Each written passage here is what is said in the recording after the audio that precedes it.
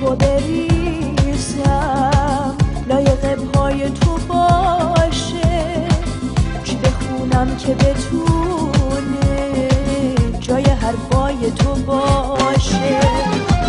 پیشکشم برای تو یه سبد محبته، از تو یک تبسمم واسه من غنیمته.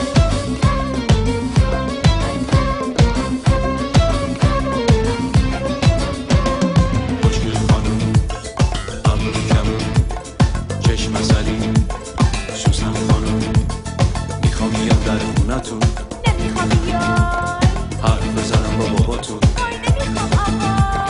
میخوام بیام در خونتون، حرف بزنم با باباتون، بگم شدم عاشق دخترتون، میخوام بشم من اومدتون. آره میخوام بیام خواستگاری، نگو نمیشه، این قلب من عاشقه تازه عاشق ترم میشه.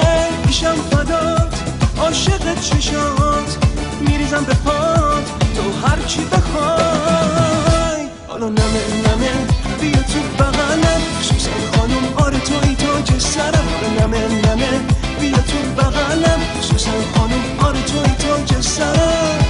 میگم بوسه کن ازم، میگی اسم من سوزنه نه ازم. مال سوزنه موزنه هرچی باشه سوزنه باشه.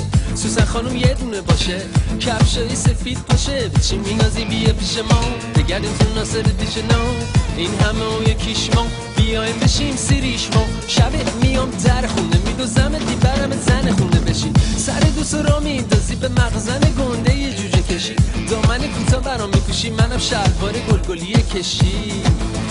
حالا نمه بیا تو بغلم، سوسن خانوم آره توی تاج سرم. حالا نمه بیا تو بغلم، سوسن خانوم آره توی تاج سرم.